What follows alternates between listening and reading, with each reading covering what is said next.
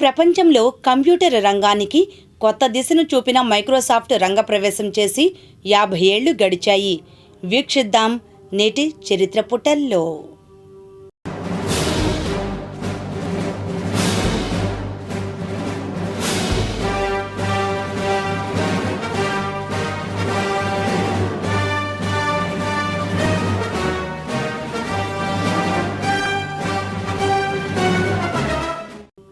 Software, personal computer రంగానికి కొత్త దిశను చూపిన మైక్రోసాఫ్ట్ ఇటీవలే 50వ ఏట అడుగిడింది.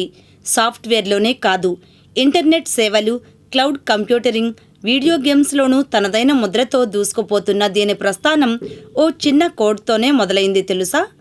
మరి దీని పుట్టు పూర్వోత్తరాలకు సంబంధించి కొన్ని ఆసక్తికర విషయాలు తెలుసుకుందామా? బిల్ గేట్స్, పాల్ అలెన్ బాల్య స్నేహితులు. ఇద్దరికీ అప్పుడప్పుడే వృద్ధిలోకి వస్తున్న పర్సనల్ కంప్యూటర్ల మీద చాలా ఆసక్తి.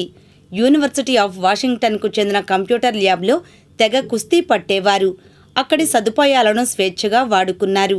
ట్రాఫిక్ మెజరింగ్ ప్రక్రియను ఆటోమేట్ చేయడానికి టార్ఫ్వో డేటా మిషన్ను అక్కడే రూపొందించారు. అది విఫలమైనప్పటికీ మైక్రో ప్రాసెసర్లను విపులంగా అర్థం చేసుకోవడంలో కీలకంగా ఉపయోగపడ్డాయి.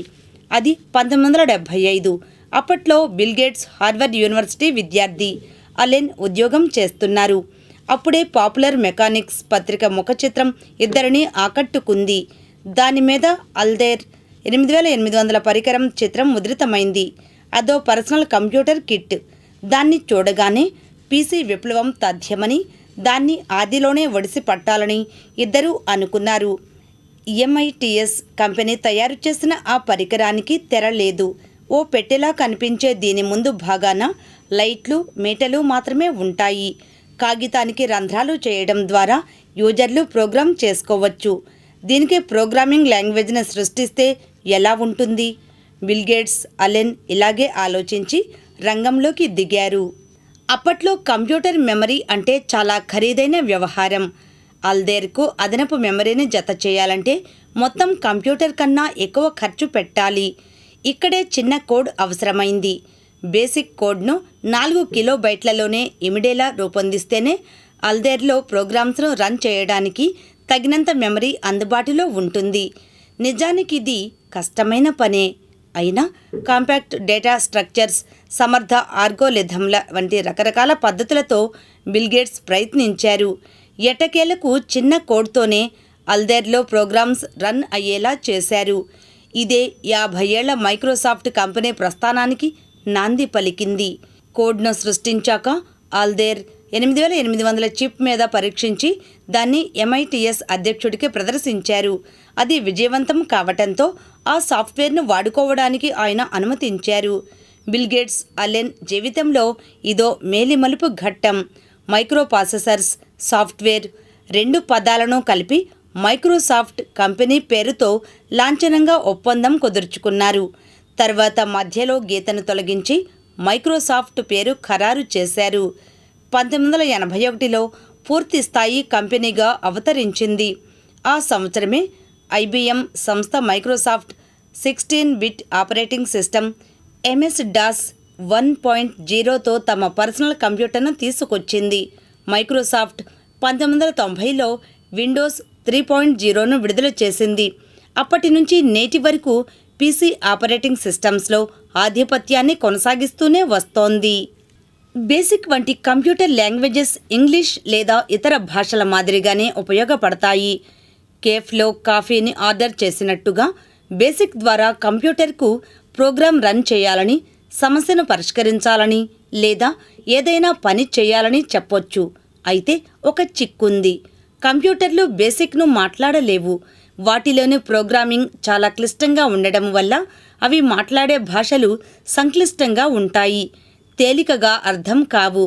ఈ అడ్డంకిని అధిగమించడానికి బిల్ గేట్స్, అలెన్ కలిసి బేసిక్ ఇంటర్ప్రైటర్ అనే ప్రోగ్రామింగ్ లాంగ్వేజ్ను సృష్టించారు. ఇది కోడ్ను సూచనలుగా అనువాదం చేస్తుంది. ప్రోగ్రాం రన్ అవుతున్న కొద్దీ వీటిని వరుసగా కంప్యూటర్ అర్థం చేసుకుంటుంది. అంటే ఇది యూజర్ ఇచ్చే ఆదేశాలతో ఎలా పనిచేయాలో కంప్యూటర్కు చెబుతుందన్నమాట. విండోస్ ఆపరేటింగ్ సిస్టమ్ను మొదట్లో ఇంటర్ఫేస్ మేనేజర్ అని పిలుచుకునేవారు. దీన్ని 1985లో విడుదల చేయడానికి ముందు విండోస్ అని పేరు పెట్టారు. ఆపరేటింగ్ సిస్టమ్ కీలక పనితీరుకు మరింత బాగా నప్పుతుందని ఈ నిర్ణయం తీసుకున్నారు. ఇది తెర మీద గ్రాఫికల్ విండోస్ కాన్సెప్ట్ మీద పనిచేస్తుంది. మరి అప్పట్లో యూజర్ ఇంటర్ఫేస్ కీలక ఫీచర్ ఇదే. విండోస్ 95 కన్నా ముందు విండోస్ ఓఎస్ స్టాండ్లోన్ సిస్టమ్ కాదు. విండోస్ 1.0, 2.0, 3X వర్షన్లు కేవలం గ్రాఫికల్ ఇంటర్ఫేస్లు మాత్రమే. ఇవి MS DOS మీద రన్ అయ్యేవి. అప్పట్లో కంప్యూటర్ను ఆన్ చేస్తే ముందు Microsoft disk operating system MS DOS load అయ్యేది. కమాండ్ లైన్ కన్సోల్లో విన్ అని టైప్ చేసి గ్రాఫికల్ ఇంటర్ఫేస్ను రన్ చేయాల్సి వచ్చేది. తొలి వర్షన్లన్నీ file access, memory management, hardware communication కోసం MS DOS మీదే ఎక్కువగా ఆధారపడేవి. కంప్యూటర్తో ఇంటరాక్టివ్ కోసం విండోస్ విజువల్ లేయర్గానే ఉపయోగపడేది. విండోస్ 95 తొలి వర్షన్తో స్టాండ్లోన్ ఓఎస్గా మారింది. NT OS శ్రేణి రాకతో MS DOS నుంచి విడిపోయింది. MS DOSకు సీరియల్ నంబర్ ఉన్నప్పటికీ అప్పట్లో విండోస్ 1.0, 2.0, 3Xకు ప్రొడక్ట్ కీ అవసరమయ్యేది కాదు. మైక్రోసాఫ్ట్ సంస్థ విండోస్ 95తో ప్రొడక్ట్ కీ యాక్టివేషన్ను అమల్లోకి తెచ్చింది.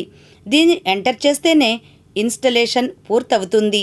కాకపోతే అప్పట్లో ఈ నిబంధనను ఖచ్చితంగా అమలు చేయలేదు. ఒకే కీని చాలా కంప్యూటర్ల మీద వాడుకోవడానికి వీలుండేది. విండోస్ XP ఆ తర్వాత వర్షన్లతో ప్రొడక్ట్ యాక్టివేషన్లో గణనీయమైన మార్పులు వచ్చాయి.